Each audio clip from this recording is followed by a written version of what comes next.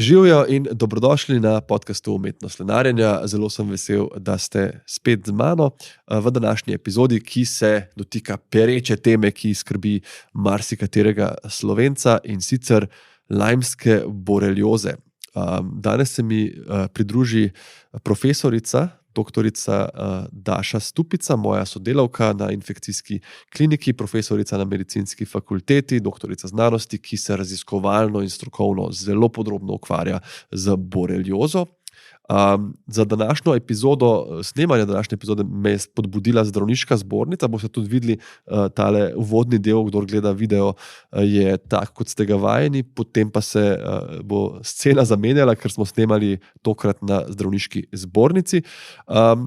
Spodbudili so me zato, ker okrog lajmske borelioze kroži tudi ogromno nepreverjenih informacij, tudi nekaj zastraševanja obstaja, a ne, po spletu in drugje. In smo rekli, vsi skupaj smo se usedli in smo rekli, dobro, čas je, da infektologi od sebe damo nek glas. Jaz sem infektolog, kot verjetno veste, specialist sem infektologije, enaka specializacija kot dr. Daša Stupica. In je prav, da se na te stvari oglasimo. Jaz dam od sebe veliko enega materijala, ki tudi ni čisto infektološki, tukaj pa sem seveda z veseljem sprejel vabilo, ker se mi zdi, da se o boreliozi rado pogovarja in da bo tudi ta današnji pogovor, s katerim se mi zdi razširila kar nekaj to tematiko, tudi ovrgla marsikater tabu, komu prišel prav. Se pravi, o tej bolezni, o poteku, o možnosti zdravljenja, o preventivi, danes vse v pogovoru. Jaz upam, da vam bo to koristno, sploh zdaj, ko prihaja poletje, sezona klopov, infektologi skačemo skozi z enega v drugega ekstrem, po zimi imamo gripo, poleti imamo klopne bolezni, nikoli v glavnem nam ni dolg čas, in tudi vam upam, da ne bo danes na tem podcast pogovoru borelioza konec koncev zelo zanimiva bolezen in zelo zanimiva bakterija. Tako da dobrodošli, uživajte v pogovoru in se slišimo spet, seveda, v kratkem.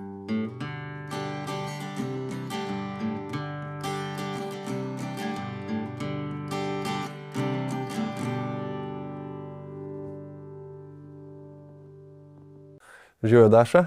Živijo. Še uradno. Kako si? V redu. Malo utrujena. Ti si po dežurstvu? Tako. Koliko boreli je bilo po noči? V dežurstvu praviloma ne srečaš bolnika z boreliozo, niti tazga sumom na boreliozo. Vsaj ne bi ga smel. Tako, vsaj ne bi ga smel. Se pa zgodi seveda, da so tudi bolniki s sumom na boreliozo napoteni v urgentno ambulanto, praviloma ne čez noč. No. To te bom zagotovo še vprašal, ampak tako, da ti dam par minut, da se kaj zaženeš po tej nočni izmeni. Me zanima bolj generalno za začetek. Rad bi podal vsem, ki poslušajo in ki so najbrž oboreli, že zelo veliko brali ali pa slišali, nek vtis, zakaj smo ravno tebe povabili na ta pogovor. Mogoče, če poveš malo, kako je bila tvoja pot in s čim se tako raziskovalno ukvarjaš. Ja, torej začela sem kot specializantka na infekcijski kliniki in potom v katero smer se boš mogoče malo bolj socializiral, je odvisno od tega, v katero ambulanto že kot specializant ne prideš, tako začneš delati in se potem kar naravno s tem področjem več ukvarjaš. Prav zelo veliko subspecialističnih področij pri nas nimamo, imamo virusne hepatitise, HIV, ambulanto za spolno prenosljive bolezni, za boreliozo, in potem se pravzaprav počasi že neha. Vso ostalo patologijo pa delamo vsi infektologi. In pač, ker sem začela delati borelijsko ambulanto, sem se potem začela s tem malo več ukvarjati.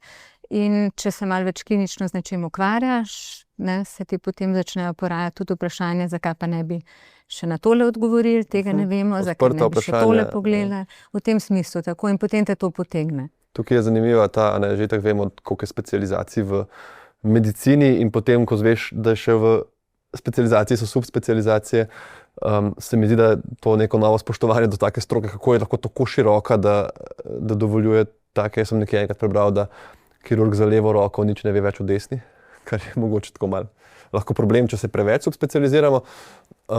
Zdaj sem tako malo dobil vtis, da si po sili razmer postala boreliolog. Pač vem, da kot specializant te nekam povabijo, težko takrat si nekaj izmišljuješ. Pa tudi ne poznaš v resnici, ne? To, ja. Vse, ko prideš, jaz kot študentka nisem bila zelo zagrizena ali pa da bi že kot študentka vedela, da si želim biti infektologinja, ne? Da bi hodila volontirati, da bi spoznavala področje že predtem. Tako da ja, nekam prideš, ne poznaš, zanimivo ti je vse, ne? In že predtem seveda neke reči si videl, ker smo krožili, mi smo imeli še ti sekundarjata dolg, ki je trajal 2 leti. Ne, in takrat tudi različne stroke vidiš in zato si tudi zdaj, ko gledam za nazaj, mislim, da tudi katerakoli druga stroka bi mi bila enako zanimiva. Pa se mi zdi, da je to super lastnost študenta medicine, da nisi s prvim dnevom, vsi smo imeli najbrž sošolce, ki so prišli prvi dan v predavalnico pa rekli, jaz bom neurokirurg za male možgane. Ampak se mi zdi to super lastnost človeka, če te več stvari zanima. Sploh za infektologa, ki se ukvarjamo, kot si rekla, vse od spolno prenosljivih do klopnih bolezni. Si pa ti, seveda, poleg tega, da si specialistka, si tudi profesorca na medicinski fakulteti, torej to raziskovalno delo ni bilo samo, kot si zdaj skromno rekla, tu pa tam malo me je kaj zanimalo. Koliko imaš v bistvu, a veš sploh, koliko enih raziskav si na temo, dajva zdaj reči, prav borelije, lajmske borelioze objavila, naredila? Ne, jaz zdaj nisem, raziskovanje ni moja primarna aktivnost, to niti ni moja primarna ljubezen, ne, tako. To je pač bolj prostočasna aktivnost v resnici. Seveda se nekaj službenega časa vendarle imamo tudi, da ga temu namenimo. In pravzaprav je to naloga vseh zdravnikov, ki delamo v kliničnem centru, a ne, da delamo z bolniki, torej da delamo klinično delo in to je res tista gro našega dela, da delamo z bolniki. Potem imamo nalogo, da delamo s študenti, torej da delamo pedagoško delo in potem imamo nalogo, ker je to tudi terciarna ustanova, da delamo tudi raziskovalno delo.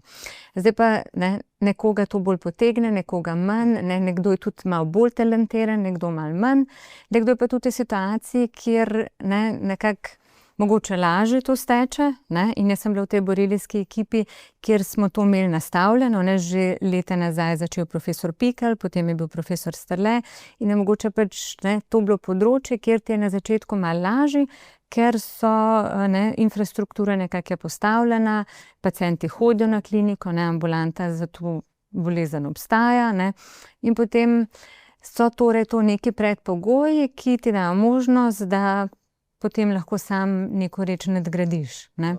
Nimamo pa se to sam, vidiš, da mi nimam poklica, kjer bi bil raziskovalec, kjer bi bil samo profesor, kjer bi bil lahko vsi res samo, da rečem, zdravnik, torej pomeni zdravnik klinik. Tako lahko pa se potem malo po svojih preferencah, malo pa zaradi možnosti odločaš, da bi delal malo pedagoško delo, malo raziskovalno in najbolj fino se mi zdi, kadar se vse to prepleta. Poveže, ker si boljši v vsem.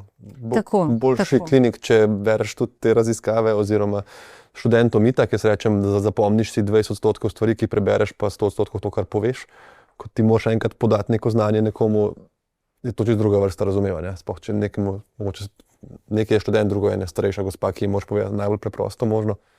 Mi je pa všeč to, ko si rekla, eni imajo dejansko več smisla, pa več veselja, drugi manj. Jaz ti lahko priznam, da sem napisal 3 knjige, preden sem napisal 1 članek. Da smo ljudje glede raziskovalne dejavnosti, pa jaz občudujem seveda tebe. In zdaj, če greva na tega slona oziroma na to spiroheto v sobi, kaj je to borelija? Ja, to je, torej, lepo si povedal, spiroheta, torej ena vrsta bakterije, ki pa lahko povzroča lajmsko boreliozo. Če rečemo, da povzroča lajmsko boreliozo, to pomeni, da povzroči bolezen, lahko pa seveda, tako kot tudi številne druge bakterije, zajedavci in virusi, povzroči samo okužbo, ki pa ne rezultira v bolezni, Nek agens, torej nek mikroorganizem nas lahko okuži, kar pomeni, da pride v naše telo, mi se srečamo s tem organizmom, vendar naš imunski sistem odreagira, to je tujek za telo, odreagira na ta mikroorganizem in lahko mi sploh ne vemo, da se srečavamo tisti hip s tem mikroorganizmom in temu potem rečemo, da neko okužbo prebolimo asimptomatsko. Ali pa da smo dolgotrajno okuženi. Zdaj mi je v glavo kapnil virus hepatitisa, ker te okužbe so lahko nevarne, ki potekajo tako, da nič ne boli. Nasploh v medicini, kar ne boli, je ponavadi hudo lahko, krvožilne bolezni, visok tlak. Se pravi, Tako in tudi pri hepatitisu, če bi bil recimo ta primer. Tako asimptomatska okužba je lahko asimptomatska, torej pomeni, da ne zbolimo s simptomi in kliničnimi znaki, smo pa okuženi. In če je to asimptomatska okužba, ki je zavedno asimptomatska, potem ne dela nobenih težav. Če pa, tako kot se zgodi pri hepatitisu, je tisti hip asimptomatska in lahko več let asimptomatska, vendar dela škodo na tkivih in organih, potem je pa to druga zgodba, ki pa ni borelijska zgodba. Ok, dajva samo še ta kontekst te bakterije na svetovno raven. Vemo, da se pri nas specifično zelo veliko s tem ukvarja, obenem se imenuje lajmska borelioza. Kaj zdaj to pomeni? Kje ta bacil sploh lahko srečamo? Ja, tako njen izvor te bolezni torej je res iz Amerike, čeprav so jo predtem opisali že v Evropi, vendar potem so te različne klinične manifestacije, od katerih je najpogostejši migrirajoči eritem, eritema migrans, prvotno poimenovan, in tudi mi še vedno nekako to sintagmo uporabljamo, to poimenovanje uporabljamo, so povezane še z drugimi simptomi, predvsem s obliko lajmske borelioze, ki rečemo lajmska nevroborelioza, kjer borelija okuži in prizadene tudi živčeve. Torej, opisali so ga pa na izbruhu v Connecticutu, pokrajini v vzhodni ZDA. In prav v mestu Lyme in Old Lyme, torej na teh krajih so, to je bilo v 70-ih letih, sta dva epidemiologa, eden je bil profesor Stier in drugi profesor Sneijderman, oba sem tudi srečala, in se zlasti profesor Stier še vedno aktivno ukvarja z lajmsko boreliozo. Sta zasledila kot epidemiologa, takrat sta bila to še čisto mlada zdravnika in sta imela neko epidemiološko funkcijo, da so se pojavljali primeri, zlasti otrok, ki so imeli artritise, nepojasnjene, mislili so, da gre za juvenilne artritise, tako, vnetja sklepov, na kar sta ona dva šla potem to vendarle malo bolj natančno raziskati, ker sta videla, da se na nekem ožjem geografskem področju jih več pojavlja. In na koncu prišla do tega, da pravzaprav gre pa za povezavo s tistimi objavami še iz Evrope izpred mnogih let in da tudi pri teh bolnikih pogosto oni ali pa njihovi sorodniki, starši povejo, da so imeli tudi neke kožne spremembe in sta povezali pravzaprav, da gre za simptome in znake ene in iste bolezni. In ker se je to dogajalo v Lymu, je pol dobila bolezen ime lajmska borelioza. Je pa Slovenija endemična, se pravi, tu je veliko... Se pa ne pojavlja samo v Ameriki, pravzaprav je v Evropi še več in tudi od Evrope se širi ta pas, kjer so klopi, ki jo prenašajo doma še na vzhod, torej v Azijo. In prav Slovenija, kot izjemno gozdnata dežela, z veliko klopi, to vse pač tako biološko povezano, imamo tako ustrezen habitat, da klopi, ki prenašajo borelijo, dobro uspevajo in da se mi radi zadržujemo v naravi, in potem so to vse neke taki predpogoji, da je za to bolezen pri nas pogosta, rečemo, da je endemska, da imamo pojavnost, ki je višja kot drugje v nekih drugih geografskih področjih in zato pa rečemo, v Sloveniji je lajmska borelioza endemska bolezen in smo v vrhu po svetu glede njene pojavnosti. Ampak zdaj si tako že omenila v bistvu sklepe, živčevje, kožo. Se pravi, kakšno je nekako naravno sosledje oziroma možne prezentacije te bolezni? Mislim, da je to eno od razlogov, da to ljudi straši, ker se mi zdi, da v Sloveniji je neke vrste strah, ne bom rekel panika, ampak spoštovanje vsaj do te bakterije. Povzroča torej veliko različnih manifestacij, ampak kaj je zdaj nekako tak pričakovan potek nekoga, ki ga zagrize ta okužen klop? Ja, včasih so jo celo poimenovali po analogiji s sifilisom in res je tudi treponema, ki povzroča sifilis iz te skupine bakterij, ki se jim reče spiroheta, tako kot borelija. So rekli veliki imitator obema. Tako, bolezen posnemovalka, ker se lahko kaže na različne načine, tako je. In tudi pri boreliozi se lahko kaže s prizadetostjo kože, lahko pa prizadene res tudi druge organe. Največkrat živčevje, lahko tudi sklepe, redkeje druge, lahko tudi oči, vendar to so res izjemno redke pojavne oblike te bolezni. Ampak daleč najbolj pogosto, se borelioza kaže s prizadetostjo kože in to pomeni 90–95% vseh bolnikov z lamsko boreliozo ima tako obliko bolezni, kjer je prizadeta koža in imajo migrirajoči eritem. Torej rdečina na koži, ki se pojavi običajno na tem mestu, kjer je bil vbod klopa. Je pa res seveda, da vboda klopa ni nujno, da ga opazimo. Klop je majhen, praviloma se tudi ni vedno raven odrasel klop ta, ki nas okuži. Lahko so tudi predstopne nimfe in larve, ki so pa še manjše, ki so res milimetrske. In to so tako majhne živalce, da lahko spregledaš. Kdaj kdo reče, pacient reče, ne more biti klopni meningitis, ne more biti borelija, ker nisem imel klopa. Tukaj jaz samo vprašam, a greste kdaj v življenju iz centra Ljubljane in če reče, ja, hodim tudi na sprehod, je to že v bistvu nepovedno, če je on videl klopa ali ne. Ta eritem je zelo specifičen. Tudi vsak, ki posluša, lahko v Google napiše eritema migrans in ga bo videl, ta tarča. Mi celo rečemo v medicini patognomoničen, kar pomeni, da načeloma zadostuje za diagnozo.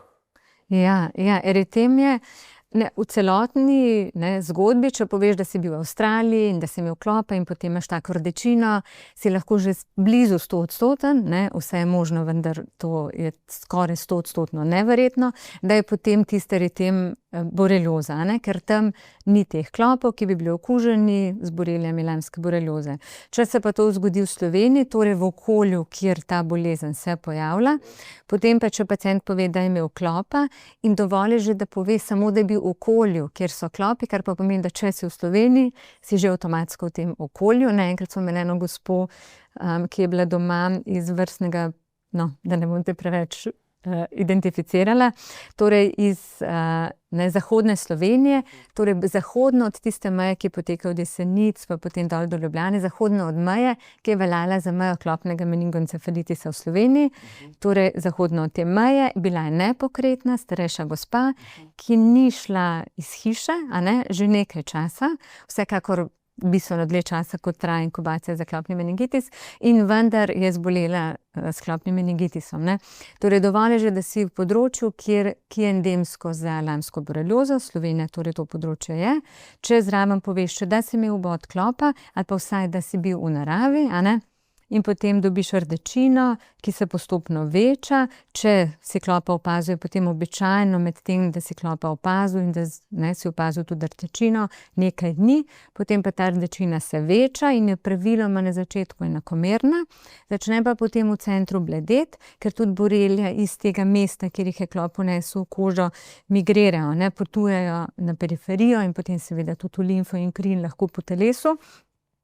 In torej, ker grejo iz centra stran, potem začne v sredini koža postajati že zdrava, normalne barve, in zato iz te na začetku enakomerne rdečine nastane potem obročasta rdečina, ki če dovolj zgodaj tega ne opazimo, ali pa če to opazujemo, pa pričakujemo tako, da se bo samo prešlo.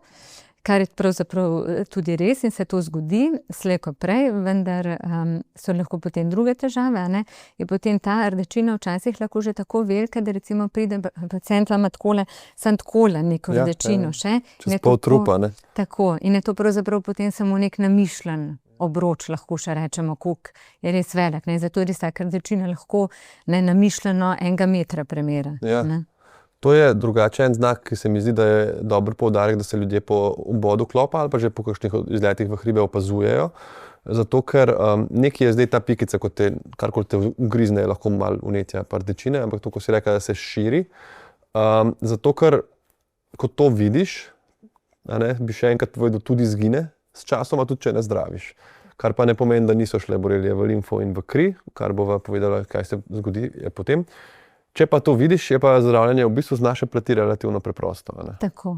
Je pa edina reč, ki je, da to opaziš in da greš do zdravnika. Zdravnik ti predpiše peroralni, torej antibiotik v obliki tablete ali kapsule in pravzaprav skoraj nimaš možnosti, da bi se kaj zapletlo. Zelo redko okužba napreduje, kljub temu, da zdravimo z antibiotikom. In še v tem primeru se praviloma zgodi, da lahko res okužba v času trajanja zdravljenja z antibiotikom še napreduje, vendar ko se zaključuje ta tretma antibiotičen, se tudi okužba pozdravi in praviloma res skoraj ni primerno, torej redko je potrebno zdraviti ponovno. Torej redko govorimo o tem, da je prišlo do neuspeha zdravljenja.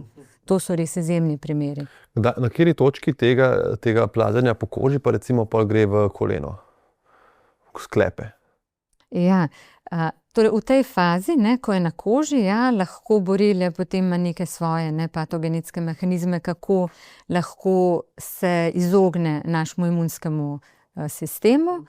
In ker večina okužb tudi pri boreliozi poteka asimptomatsko, torej da smo okuženi, pa ne zbolimo, zakaj to vemo? Vemo zato, ker če bi takemu človeku potem pregledal serološko iskal protitelesa v krvi, bi jih res lahko dokazal in to je potrditev, da nekoč, ne vemo zdaj kdaj, nekaj tednov nazaj, mesecev, let nazaj, se je ta oseba oziroma njen imunski sistem srečal z borelijo. Ampak nek manjši delež okužb pa vendarle je simptomatske, torej se odrazi najpogosteje s to kožno obliko in če v tej fazi okužbe ne zdravimo, pa resnično lahko napreduje. Borelija lahko potem prodira po telesu, temu rečemo diseminacija oziroma razsoj, pride do razsejane bolezni. Pri nas se ta bolezen v razsejani obliki največkrat pokaže kot lamska nevroborelioza, da gre v osrednje živčevje, da naredim en meningitis, ki je tudi tak relativno blago potekajoč, to ni meningitis, kjer bi imel visoko vročino v bruhu in imel motnje zavesti, ampak imaš pa lahko glavobol, neke nespecifično simptomatiko, se slabo počutiš, utrujenci. Še bolj pogosto pa se zgodi, da poleg možganskih ovojnic se vnamejo tudi živčne korenine, torej tkivo živčno, ki izhaja ven iz hrbtenjača, praviloma sprednje korenine, to so tiste korenine, zadnje korenine, torej senzibilitetne korenine, te, ki posredujejo bolečinske dražljaje in vnetje teh korenin pa zelo boli. To pa ni nekaj, kar bi lahko spregledal, ti eritem na koži je pravzaprav res samo estetski, ni nič nevaren. Ampak to je pa nekaj, kar te pa pripelje zdravniku in nedolgo nazaj je bil en gospod pri nas pregledan na kontroli, ki je imel to obliko lamske borelioze, torej lamsko nevroboreliozo, se imenuje po enemu nemškemu zdravniku, ki se je pisal Banvartov sindrom temu rečemo, ki se res kaže z izrazito praviloma radikularno, torej tako pasasto bolečino, odvisno od tega, kater nivo živčne korenine je vnet. Ta bolečina je res zelo huda, slabo delujejo nanjo analgetiki, ker je samo živčno tkivo prizadeto, praviloma hujša po noči kot po dnevi.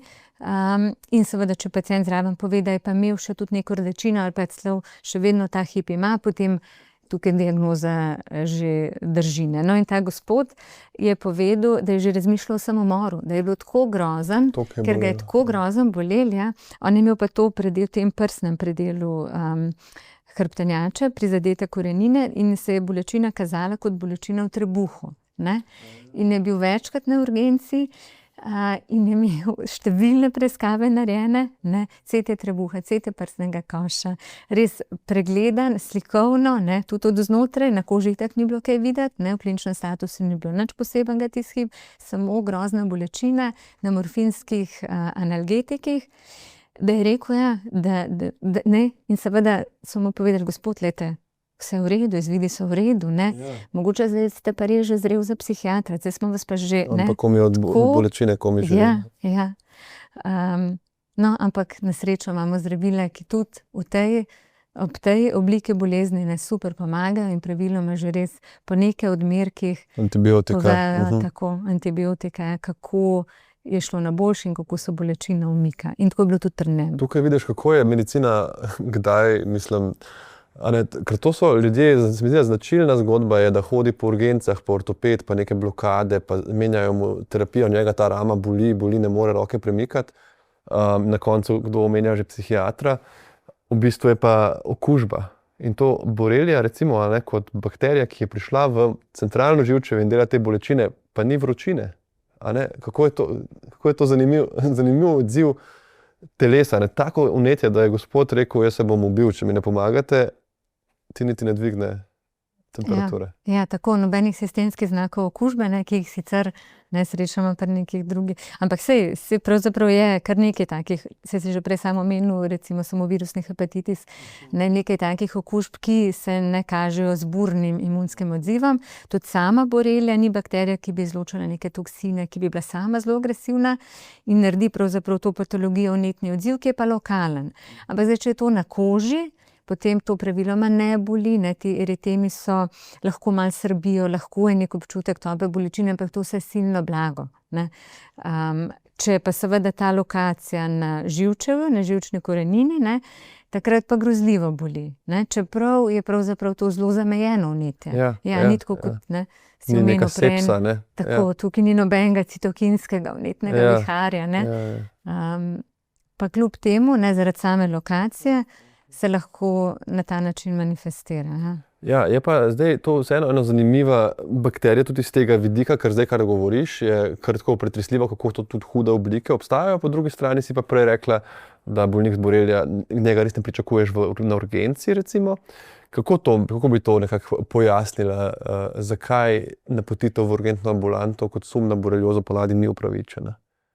Ja, no, če bi prišel dopoldne, ne, tudi mi vse paciente, ki pridejo z eritemom, obravnavamo isti dan, kar je nekako ne po definiciji, kaj pomeni obravnava isti dan, to je urgentna ambulanta, bolnik je pregledan znotraj 24 ur, ne v tem smislu. Ni pa to diagnoza. Za ob 2 ponoči. Tako, ni pa to urgentna diagnoza, ker če tisti hip ne dobiš antibiotika, se bo pa bolezen, ne, silno napredovala in postila hudo neko obolevnost, neke hude posledice. Tako, v katerikoli fazi pravzaprav ne gre za bolezen, ki bi, če ne ukrepamo, lahko v naslednjih urah ali dneh vodila v slab izid. Vsekakor je fino, da začnemo zdravljenje čim prej, ampak v tem smislu je luštkana bolezen, da rečem, zato ker imamo zdravila, ki so krasno učinkovita, ker pri boreliji zaenkrat ni to bakterija, ki bi imela neke mehanizme odpornosti in bi se tukaj zelo ukvarjali s protibakterijsko odpornostjo, ampak res, ko damo antibiotik, praviloma, se bolniki zelo hitro in popolnoma pozdravijo. Lahko pri teh bolnikih z lamsko nevroboreliozo, ker torej gre že za razsejano obliko bolezni, lahko potem bolj pogosto, kot pri bolnikih, ki imajo samo okuženo kožo, tako pri teh bolnikih praktično ni nobenih posledic, manj kot 10% jih zna navajati, da potem se še vedno čutijo malo utrujene, pa imajo neke probleme s koncentracijo, malo težje spijo, pri čemer so tudi tako nespecifični simptomi, vsak zase, če pogleda ali trenutno življenje, ali pa če pogleda zadnji mesec, a se je kdaj tako počutil, lahko te simptome pri sebi ugotovi, Tako da torej gre za tako nespecifične simptome, da pravzaprav jih vzročno niti ne moramo povezati samo boreliozo, in vendarle, ko smo pa tako s tem raziskovalnim pristopom to malo bolj natančno pogledali, smo pa videli, da recimo 5-6% pacientov pa te simptome navaja kar pol še tudi 1 leto po zdravljenju,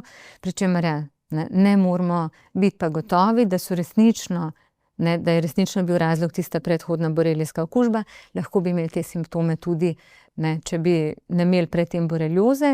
In zakaj lahko to toliko bolj trdno govorim? Zato, ker smo v kar nekaj raziskavah naredili tako, da smo vključili zraven še kontrolno skupino, torej bolnikov, torej nekih oseb, ne bolnikov, praviloma so bili to njihovi partnerji, prijatelji, znanci, ista generacija, in tudi njih toliko časa spremljali in videli, da ti nespecifični simptomi se enako pogosto pojavljajo in pri pacientih, ki so preboleli boreliozo, in pri njihovih nezdravih, v tem smislu zdravih, da niso preboleli borelioze, kontrola. Katere simptome konkretno ste recimo tle gledali? Med take, da rečem tako nespecifične simptome, tako rečemo recimo glavobol, utrujenost, bolečina v mišicah, bolečina v sklepih, težja koncentracija, motnje spanja, par takole 8 takih simptomov smo našteli, ki lahko, tako, če si dober starš, potem se te simptome moraš imeti, ker se veliko ukvarja z otrokom, predtem si bil v službi, in dežuril in tako, Ok, ker to je zdaj bi šel iz druge plati, ti si zdaj govorila o spremljanju teh nespecifičnih simptomov pri bolniku, ki smo ga zdravili za boreliozo. Kaj pa v drugo smer, nekdo recimo doma sedi, se mu zdi, da ima težjo koncentracijo, slabše spi, včasih ima glavobol in zdaj njega skrbi, da je nekoč morda imel ta flek, pa ga ni videl, je imel klopa, veliko je zunaj. Kako se on zdaj prepriča, da nima te kronične oblike neke blage nevroborelioze, kar veliko ljudi začne skrbeti? Ja, in to je raven ta zoprnost nespecifičnosti, ko rečemo, da je nekaj nespecifično, ker če tiste zgodbe, kot se je opisala, z migrirajočim eridemom, potem je vse jasno in ne rabimo nobenega laboratorija. Tako, flek je tam, podatki so ta pravi, diagnoza stoji in je vse, kar je treba, samo še iz zdravnikov to pokazati, povedati in dobiš antibiotik. Kadar imamo pa opravka z nespecifičnimi simptomi, je pa veliko težji, zato ker je vzrok za te nespecifične simptome, je teh vzrokov če že pogledaš malo novice, stres vsak dan, vsi se staramo. Tako, to so simptomi, ki jih pravzaprav lahko čisto vsak odkrije pri sebi, celo pri otrocih. Niti ni treba tako, da si star pa že iztrošen, da rečem, organizem, ampak tudi otroka, kdaj boli glava, je kdaj utrujen, kdaj težje spi, se kdaj težko skoncentrira, pa lahko že samo zato, ker je zaljubljen. Ampak to so torej simptomi, ki se pojavljajo lahko kot bolezenski simptomi, ali pa tudi pri ljudeh, ki jih imamo za zdrave, to pomeni, da neke bolezni jim tisti hip ne moramo dokazati in odgovoriti na vprašanje, zakaj se pa danes jaz počutim tako utrujeno, če včeraj nisem nič posebenega počela. Ampak kaj se potem zgodi, če take osebe, ne bom niti rekla, da so to bolniki, ampak če bi take osebe testiral za boreliozo, ker bi nekdo pomislil, kaj pa če je to od borelioze, in seveda hipotetično je tudi lahko, zakaj pa ne? Ampak je pa lahko tudi zato, ker imam neke zasevke že od enega raka, ki že 2 leti počasi raste in Pa si vsak dan v stresu, pa tako, se ti nabere neka napetost. Tako. Praviloma so tudi res lahko taki nespecifični simptomi samo odraz napornega življenja. Naporno življenje pa pravzaprav normalno življenje, ker skoraj ni ljudi, ki bi razen taki, ki znajo super lenarti, ki sledijo verjetno tvojim priporočilom. Ali pa vsaj njih ne boli glava. Tako, takih ne boli glava. Ampak kaj je potem problematično? Razumem, da kot laik, ali pa tudi kot zdravnik, pomisliš, kaj pa če je to zaradi borelioze, in veliko tudi nekak propagande v to smer je bilo, da lahko borelioza poteka zelo prikrito, da se lahko pojavi, da se lahko izogne imunskemu sistemu in dela take težave, ti sploh ne veš, da si okužen. Ampak zakaj se take informacije generirajo? Vedno itak pri vsaki reči je nek interes zadaj, pa makar ljubezen, da ti je nekaj zelo všeč in potem to počneš. Praviloma pa ti interesi niso tako zelo, bom rekla, nedolžni. Niso tako zelo nedolžni. In če je to potem lahko za nekoga nek vir dohodka tudi, da bo reklamiral, kako so ti simptomi lahko odraz nečesa, kar pa on ali pa ona zna pozdraviti. Potem pa je to lahko en tak močen motivator, zakaj bi se o tem govorili.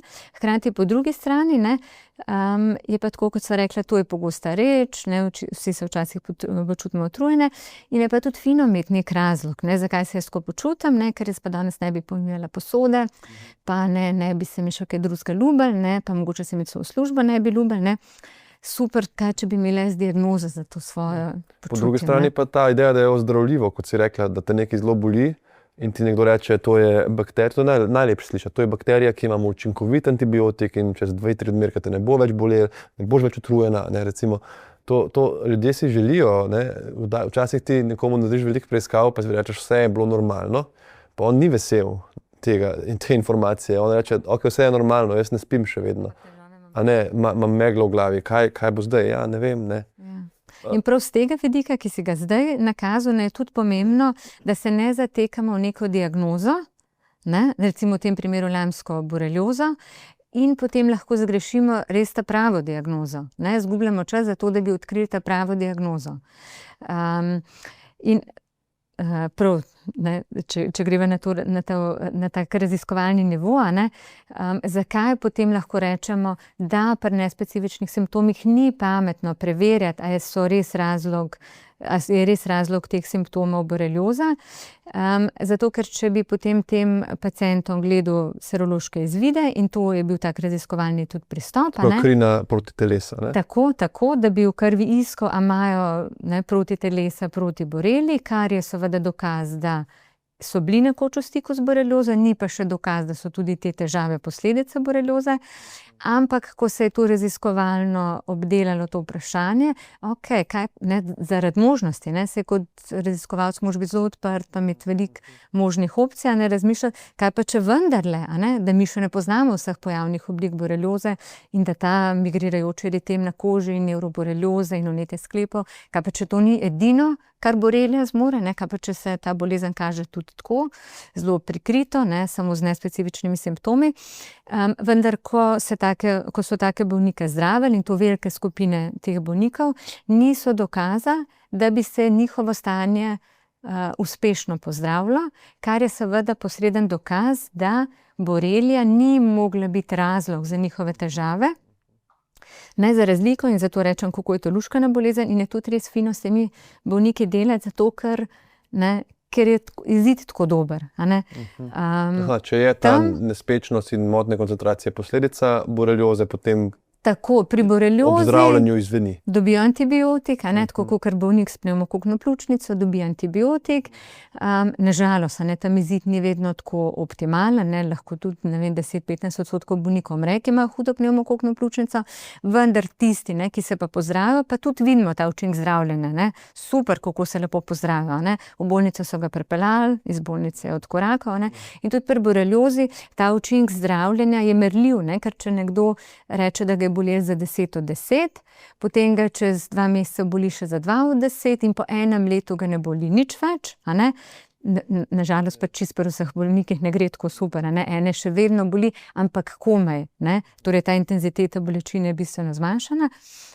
Ampak učinek je jasen. Ali pa tudi, če bi prišlo do ohromitve mišice, pa se ta ohromitev popravi zopet, vidimo učinek, ali pa če je eritem na koži, pa potem hitro izgine po antibiotik. To so vse take objektivni načini, kako lahko vidimo, da antibiotik učinkuje. Torej imamo dokaz, da če gre za okužbo in smo dali ta pravi antibiotik, se je pacient pozdravil.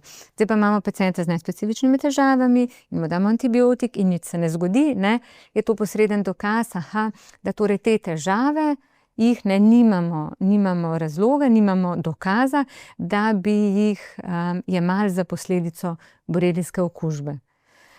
To zdaj iz raziskave jemlješ ta primer, Tako, da ne bojo mislili, da malo tako. probamo vedno, da antibiotik je, pa če bolj. Je pa res, da se včasih, pa tudi zdravniki, nismo tako, kot si lepo povedal, kako imaš primer, in smo najbolj zadovoljni, da lahko pacientu rečemo, gospa, vi imate to pa to, povzročeno s tem, zdravili bomo na ta način, in tole se bo vse dobro šlo, ali pa tudi se ne zdi, da vedno dobro pa rečemo, velika verjetnost je, ali pa celo povemo, kakšna verjetnost je, da se bo tako in drugače šlo.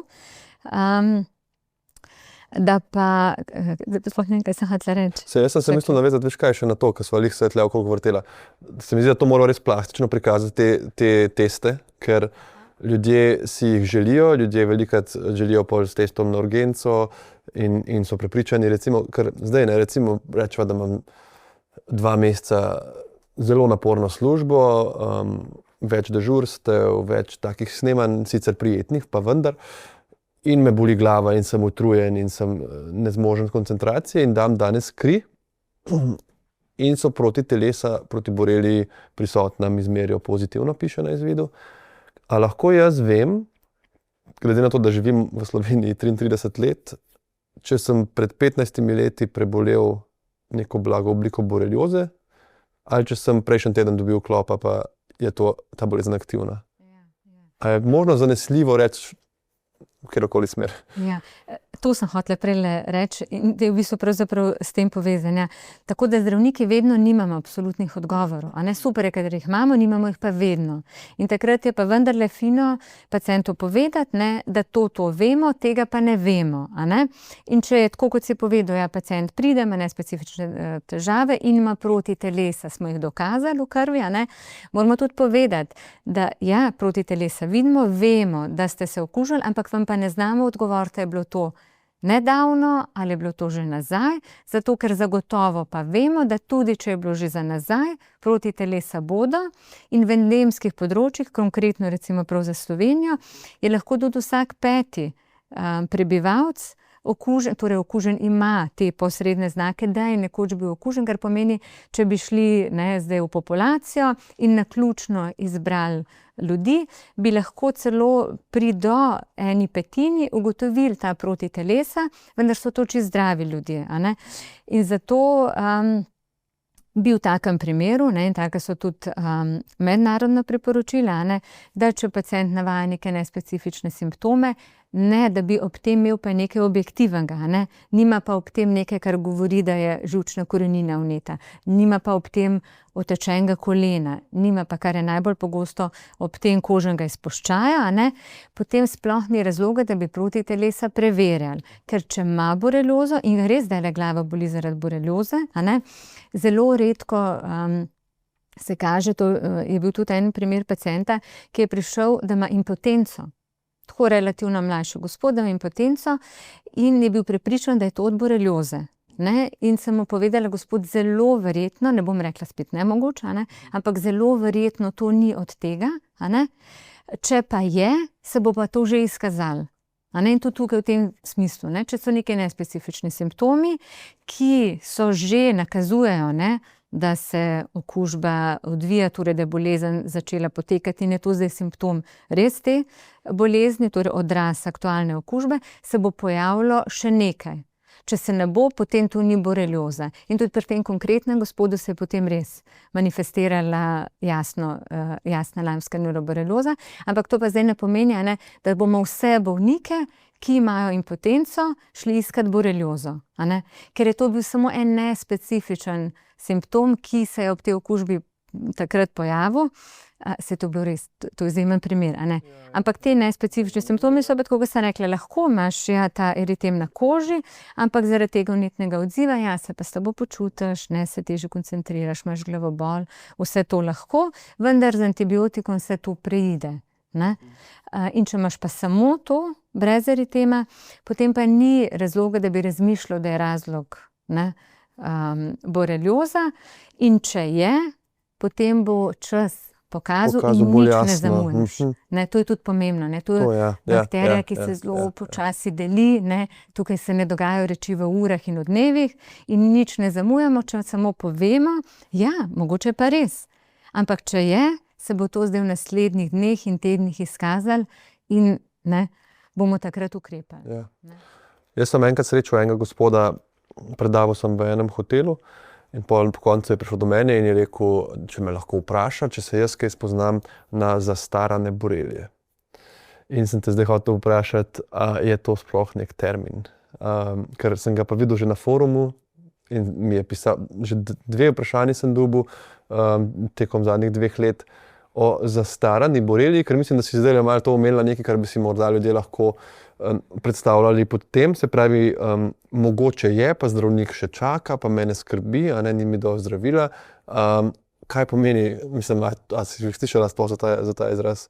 Ja, sem slišala tudi pacienti ga radi omenijo, tako da očitno je to zelo razširjen izraz tudi med laiki. In tudi pacienti, ki pridejo s ta-pravo, konkretno boreliozo z eritemom, jih znajo pogosto vprašati, a pa je to že zastarana borelija. Tako da to je, ne vem, odkot se je sicer ta izraz tako zelo ukorenilo, ker lahko bi bil to nek tak, da rečem, laičen korelat besede kronično borelioza. Dolgo potekajoča, Tako, kronična po medicini pomeni nekaj, kar traja dlje časa in tudi taka borelioza dejansko obstaja, oblika kronične borelioze, kjer pa res okužba traja dolgo, ampak spet vemo, v kakšni obliki, ne da si ti dolgo utrujen in je to zato, ker imaš kronično boreliozo, ampak si lahko res dolgo časa okužen, tudi več let, in se to kaže praviloma kot, rečemo, kronični atrofični akrodermatitis, torej neka prizadetost kože, ki ima spet svoj precej specifičen izgled, in takrat pa res rečemo, to pa je kronična bolezen, ker tukaj pa traja več tednov, mesecev, lahko tudi let. Ne? Da bi pa govoril o zastaranju borelioze, seveda, pod neko besedo si tak lahko vsak nekaj drugega predstavlja, ne vem, če rečemo pes, en predstavlja pudla, en bernardinca in tako. In tudi po to zastarano boreliozo, jaz mislim, da pač mi kot zdravniki se moramo tega termina izogibati, razen če bi ga definirali. Ne? In ker nimamo definicije, kaj je to zastarana borelioza, ga niti v strokovni literaturi ne uporabljamo, niti na izvidih ne uporabljamo. Ne? In če pa nas pacienti vprašajo, ali imajo zastarano boreliozo, pa povemo, ne, vi imate zgodno obliko borelioze in potem povemo, kakšno, kjer je prizadeta koža, kjer je to samo en izpuščaj ali pa kjer jih je lahko že več, to je potem tudi razsejana oblika kožne borelioze ali pa oblika borelioze, kjer je že tudi prizadeto živčevje ali sklep. Sva rekla prej, se reče artritis, kar je pa zopet v Sloveniji silno redka bolezen, ampak ker ne funkcioniramo globalno, še posebej z internetom, je pa to oblika borelioze, ki pa v Ameriki pa bistveno bolj pogosta in tudi tako so prišli takrat pravzaprav do te bolezni zaradi artritisov, vnetij sklepov. Mi imamo borelije, ki so malo bolj pester svet borelij, imamo mi v Evropi, za razliko od Američanov, oni imajo samo eno obliko borelije, mi jih imamo več in tisto eno, ki jo imajo oni, jo imamo tudi mi, vendar je bistveno manj kot ostalih oblik borelije in ta njihova oblika res pogosteje dela prizadeto sklepov. Tako da tudi njihova lamska borelioza ni enaka evropski lamske boreliozi in to je zato, ker so te bakterije, ki delajo bolezen pri nas bolj pestre. Ja, jih je več tako. In pri njih pa redko srečajo recimo to nevroboreliozo, kjer je prizadeto živčevje in praktično ne vidijo kronične kožne borelioze, ki jo pa mi vidimo.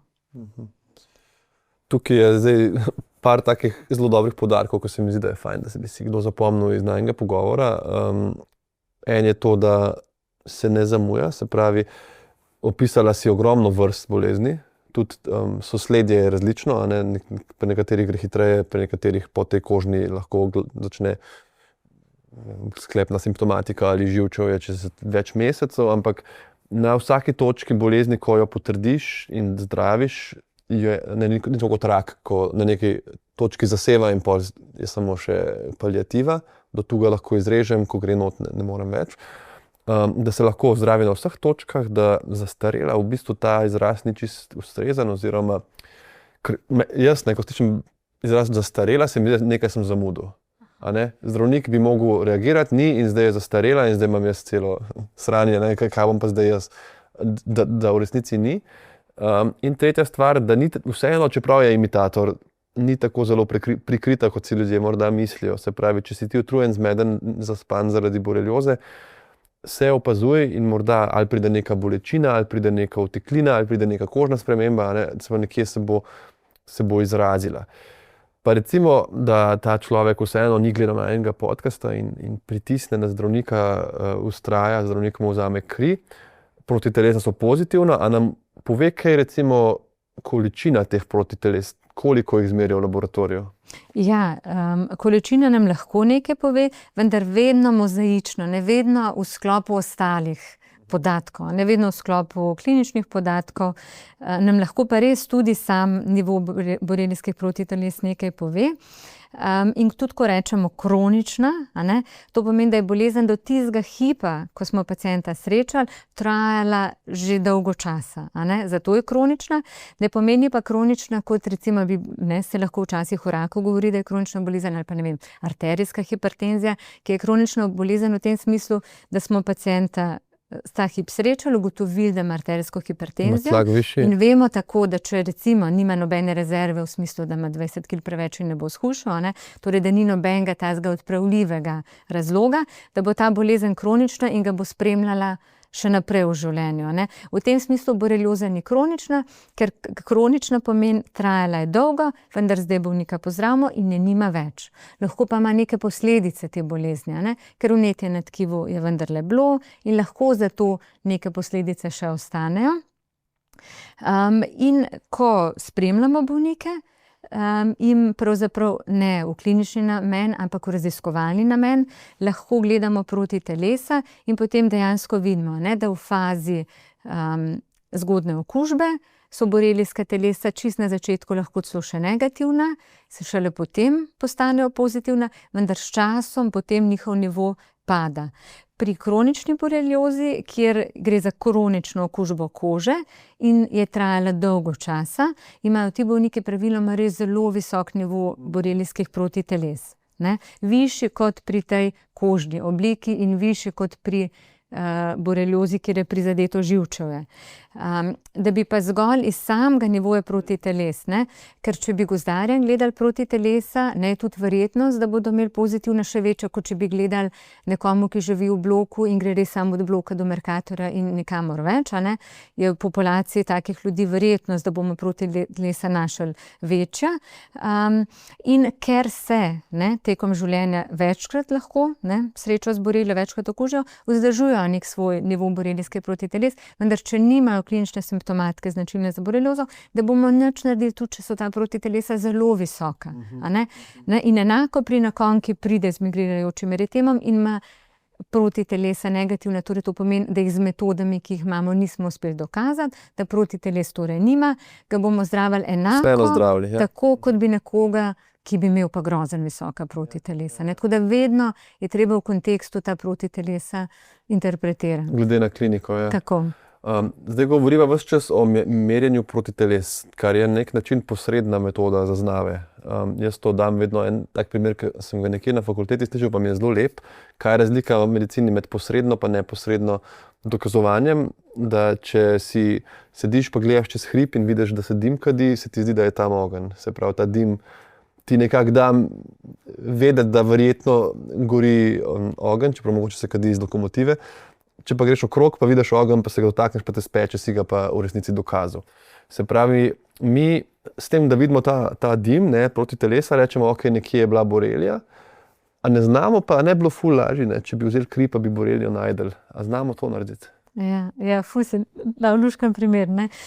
Dejansko je, prav pri boreliozi vse bolezni niso take, pri nekaterih infekcijskih boleznih znamo res neposredno dokazati povzročitelja, pri boreliozi pa v tem nismo zelo dobri, znamo ga dobro direktno dokazati, kadar je okužena koža, in takrat lahko vzamemo košček kože, rečemo, da naredimo biopsijo kože in potem v laboratoriju ta vzorček kultivirajo in res vzgojijo borelijo, ki jo potem lahko vidijo pod mikroskopom, in potem seveda lahko še nadaljne raziskujejo in ugotavljajo najprej, katere vrste je, potem vse, kakšne antigene izloča in bilo enih še mikrobioloških pristopov, kako lahko te borelije še naprej razvrščajo. Lahko jo torej izoliramo iz kože, vendar pri bolnikih, ki imajo migrirajoči eritem, je ta verjetnost približno 50%. Tako da z enako diagnozo, 2 bolnika, je verjetnost, da jo bomo izolirali, približno 1:2. Zato, ker so to borelije, ki se po laboratorijskih pogojih ne množijo prav rade, in jih je, rečemo, potem težko izolirati. Pol imamo pa eno drugo metodo, kjer pa dokazujemo samo njihov dedni material, ki se reče PCR, metoda pomnoževanja z verižno polimerazo, tam pa lahko dokažemo njen dedni material in ta metoda je nekoliko bolj občutljiva, kar pomeni, da bolj verjetno neposredno dokažemo, da borelija v tej koži je, vendar še vedno govorimo to recimo o 70% približno, da bi jo pa prav iz krvi izolirali, torej dokazalo krvi, pa ta verjetnost zelo pade, ker je ta bakteriemija, torej koncentracija spiroheta v krvi zelo majhna. Da mogo jih zadeti in pomnožiti. In je potem verjetnost, če imaš samo eno rdečino, da bomo našli v koži recimo približno 1%, če jih imaš več rdečin, kar pomeni, da se je že sprehodila po telesu, in kljub temu, da imamo torej materialni dokaz, da borelija je šla okrog, zelo verjetno s krvjo, ker se na tako različnih koncih telesa lahko pojavijo te izpuščaji, pa kljub temu jo še vedno najdemo v 2–2,5%, v glavnem silno redko. Torej nimamo metode, ki bi bila silno občutljiva, torej da bi pri večini bolnikov, za katere vemo, da to bolezen imajo, borelijo resnično dokazali, neposredno. Je v primeru migrirajočega eritema niti ne dokazujemo, ker so klinični podatki povsem dovolj, da diagnozo postavimo, razen ali v raziskovalne namene jo iščemo, ali pa v nekih redkih primerih, kjer smo v dvomu. Kadar pa gre za prizadeto živče, pa potem zgolj na ta posredni način dokazujemo, da iščemo proti telesu v možganski tekočini, proti telesu v krvi in potem gledamo to razmerje proti teles in je to dokaz, da je borelija res prisotna, čeprav je neposredno nismo uspeli izolirati iz same možganske tekočine. Ja, to še nisva rekla, dejansko ob sumu na nevroboreliozo se napravi lumbalna punkcija, ki je odvzem malo možganske tekočine, se zbode med vretenci in seveda, tako kot pri vsakem posegu, čeprav je ta za nas bi lahko rekla rutinski, so določeni zapleti in tveganja in zato je tudi važno, da rečemo, vsak glavobol je lahko morda borelija, kaj pa jaz vem, pa bomo to delali, ker bi v resnici lahko ljudem delali škodo. In tudi vsi nespecifični simptomi niso borelije, ker bi zopet delali škodo, če bi vse take bolnike kar zdrave z antibiotiki. Ja, seveda, ja. Kdaj to kdo reče, pa dajte mi ta antibiotik, bomo probali. Ker se mi zdi, da se antibiotike večinoma poudarja v pozitivni luči, kar seveda so krasno dosežek medicine, ampak lahko delaš hudo škodo in okolju in bolniku, če mu antibiotik daš, če ga ne potrebuje. Klinično, zelo sva poudarjala to, kako se klinično postavi diagnoza, pa se mi zdi, da se to kdaj bolnikom malo gre na živce, oziroma bolj verjamejo tistemu printu laboratorija, če lahko bolezni, ki jih potrdiš na ta način, da imaš neki spisek, so ponavadi bolje sprejete kot tiste, ko rečeš, to je res značilno, bomo dali antibiotik in to je, ne rabiva vzeti krvi. Ampak tukaj pa se mi zdi, da je znanje, kako ti predstaviš človeku zakaj, kot si ti zdaj, da nimaš 1 ure vedno časa, da bolniku to razložiš, ampak da poveš, zakaj recimo je zdaj ta odvzem krvi za proti telesa v bistvu izguba, špikanje za brez veze in denar čez okno, kar. In ta čas praviloma je. Čas praviloma je, se so redki bolniki, ki imajo milijon pod vprašanj, večina jih nima in za večino bolnikov ta čas je, da jim obrazložiš in tudi moja izkušnja res je taka, da če poveš, ampak da tudi, da poveš iskreno, to vemo, tega še ne vemo, to bomo poskusili, da večina, velika večina bi si upala reči, vsaj 95%, pa nimam narejene analize, ampak to zdaj res govorim po občutku, da večina bolnikov se potem privzame to razlago, jo razume, in se tudi strinja, tako da je tudi ponotranji, da se potem ob tej razlagi tudi dobro počutijo. Ne da samo nekako razumsko si mislijo, ni borelioza, ampak tako kot ti Svic bil, kaj je psihiater, mislim, bolnik, da včasih hodil v psihiatru, ker je bil ves čas prepričan, da on je koruzno zrno, in potem sta delala in pa na koncu je bil psihiater zadovoljen, ker je bolnik vedel, da on ni koruzno zrno, ampak je rekel, jaz že vem sam, a kura ve. In torej, da prejš do tega nivoja, da tudi pacient, ko se z njim pomenaš, reče, zato je to tako, v redu. Pa je pa tudi meni tak način sprejemljiv.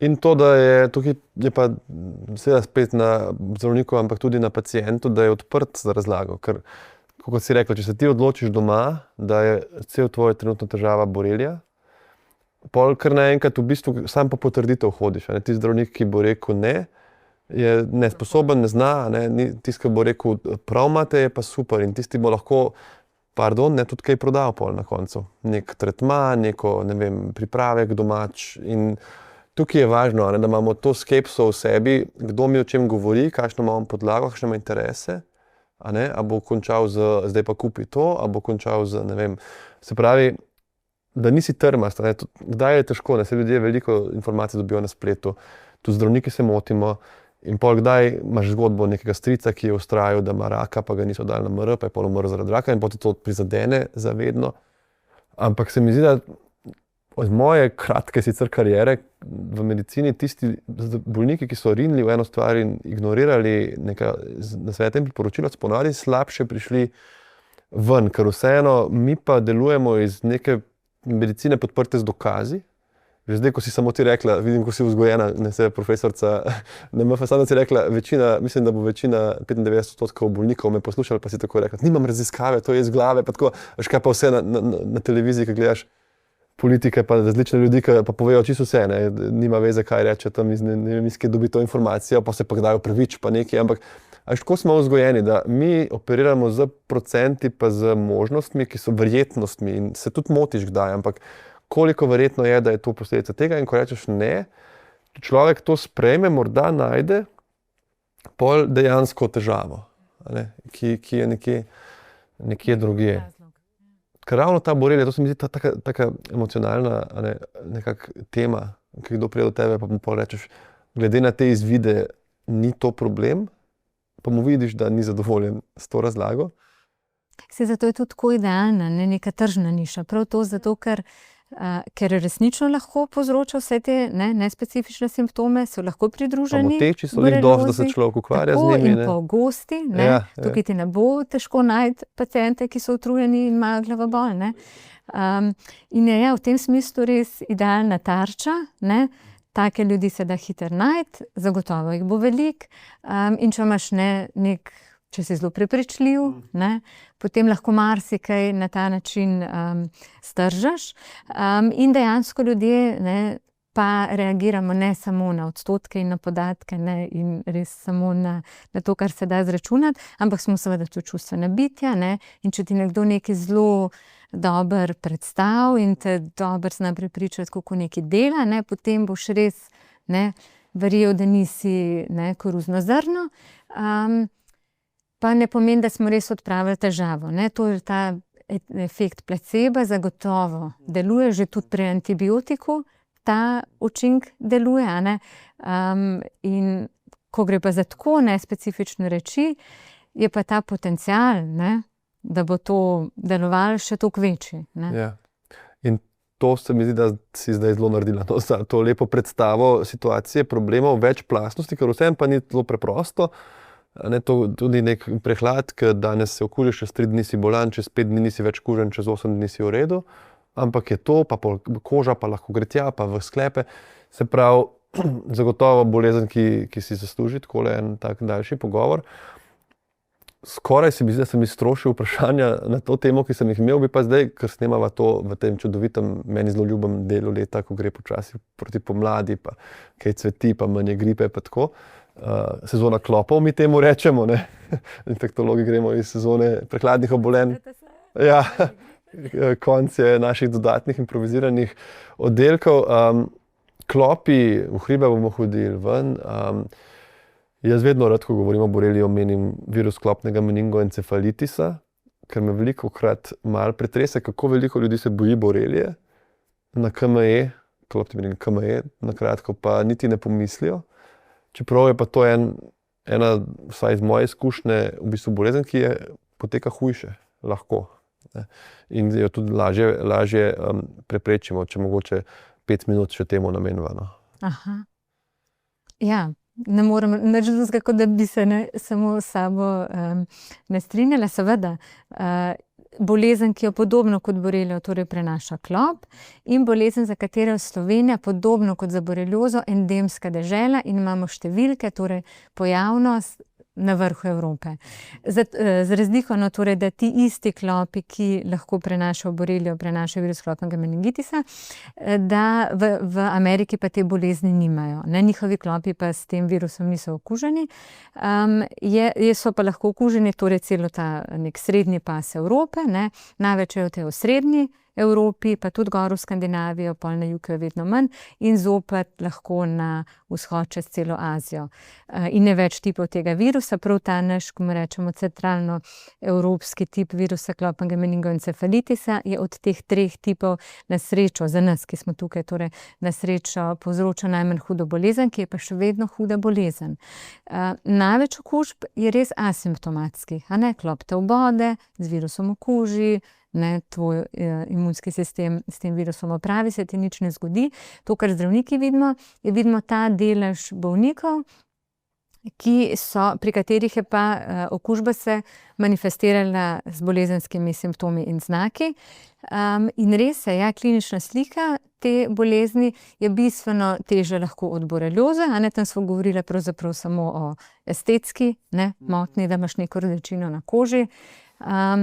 Tukaj se pa bolezen lahko kaže s prizadetostjo živčev, v vsakem primeru torej gre za prizadetost živčeva, ki pa lahko poteka tudi z motnjo zavesti, visoko vročino, huje poteka pri starejših ljudeh kot pri mlajših, zbolijo pa lahko tudi otroci s hudo obliko te bolezni, da rabijo in bolnico. Pri starejših je ta verjetnost, da bodo rabili bolnico bistveno višja, bistveno večja, in vsako leto kakšen bolnik zaradi te bolezni tudi umre v Sloveniji. Kar je še neka taka ključna razlika, pri boreliozi imamo opravka z bakterijo borelio, za katero imamo super učinkovite antibiotike in jo krasno lahko pozdravimo. Pri klopnem meningoencefalitisu imamo pa opravka z virusom, proti kateremu pa zaenkrat še nimamo na voljo zdravil in te bolezni ne znamo usmerjeno zdraviti, kar pomeni, da lahko nanižamo vročino, lahko damo zdravila proti bruhanju, lahko pri nekomu, ki bruha, potem pazimo, da ne bo dehidriran, in ga hidriramo v žilo in na ta način. Ne znamo pa zdraviti prav virusa. Po drugi strani pa spet ena velika razlika, da borelioze pa ne znamo dobro preprečevati.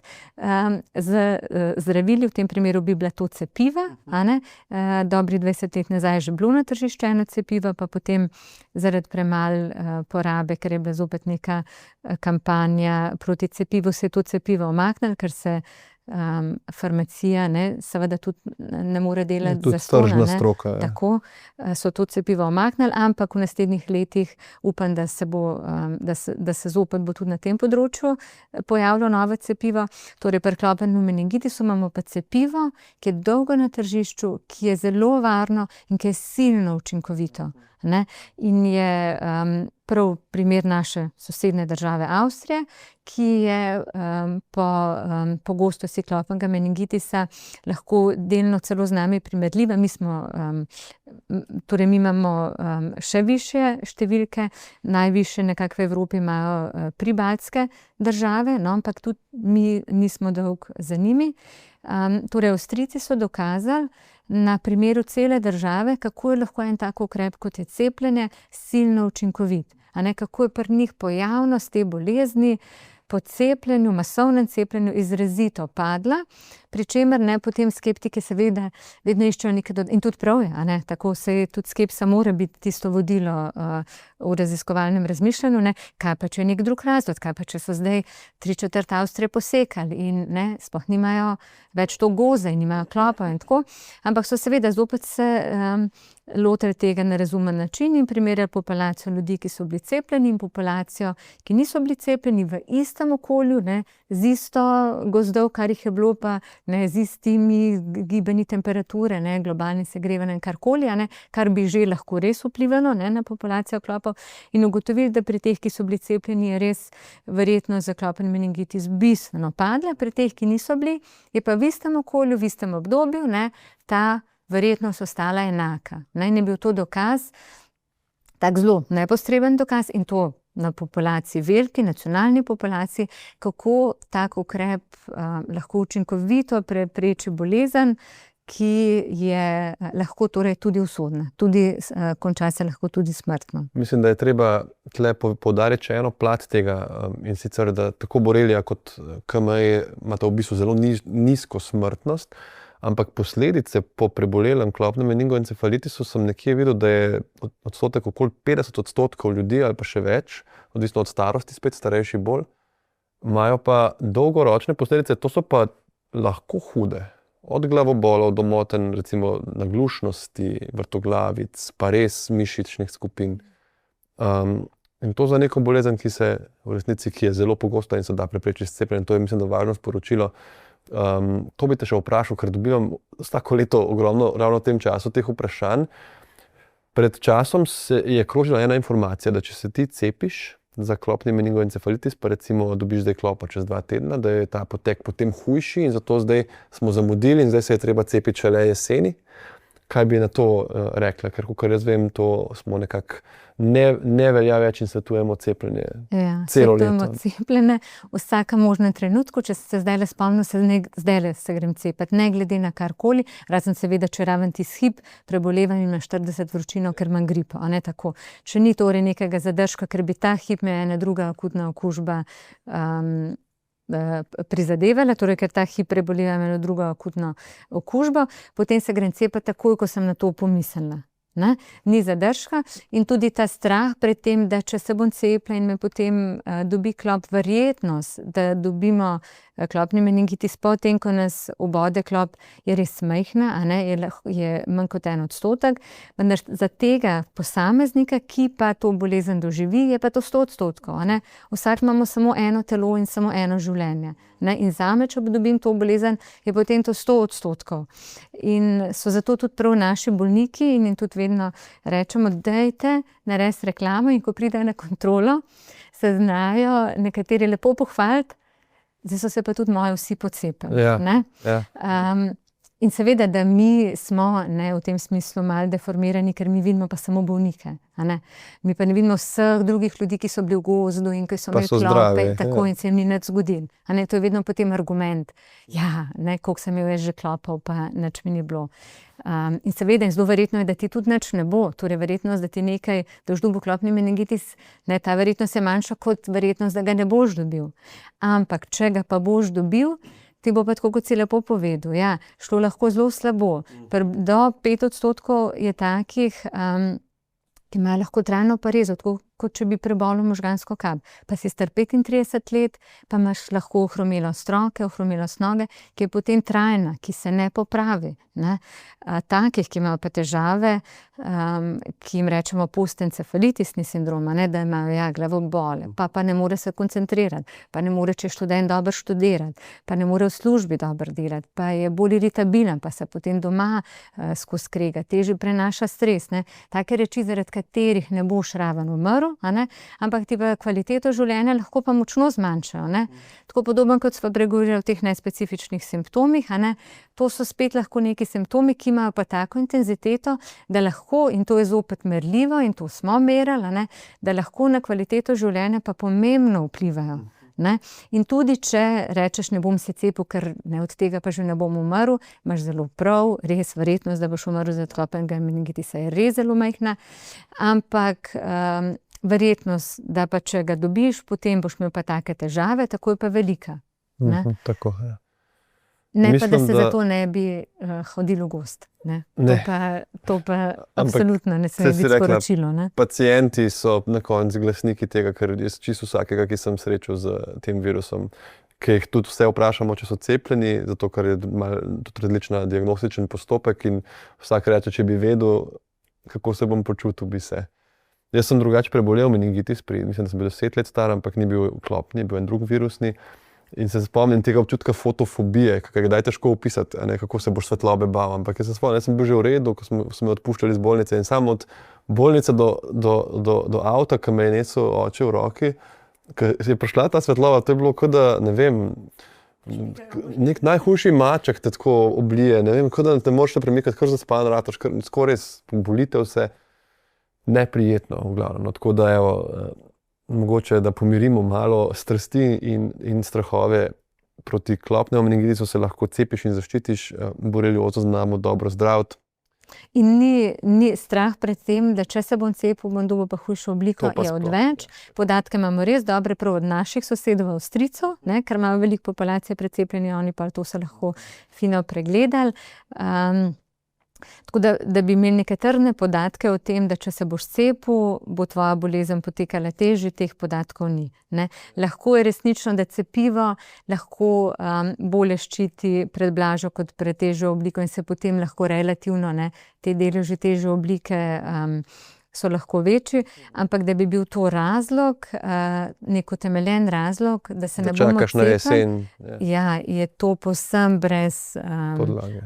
Tako. Okay. Dobro, a sva še kaj takega pozabila, bi ti še kaj omenila, kar moramo sporočiti v svet? Boreliozi in klopnem meningitisu. Ja, če greva na vse povzročitelj. Ključno hodite v naravo, veliko se zadrževati v naravi, to je zdravo, a ne? Ja. Ampak ko prideš domov, Tudi se otroke pogledati, se da otroke cepiti, dati ne. stran. Mislim, da po prvem letu ali kako Tako, se, ja, otroke se seveda tako cepivo registrirano, moja tudi za otroke, punčka ni je cepljena. zadržka. Veš, to se mi zdi, da je Tudi tudi malo, moja. se mi, ta človeški element, kdaj poveš, nekomu rečeš, recimo svetujem cepljenje tudi vaše hčerke, proti klopnemu meningitisu, poveš vse te podatke, posledice in on reče, aha, hvala, a vi ste cepil svojo hčerko.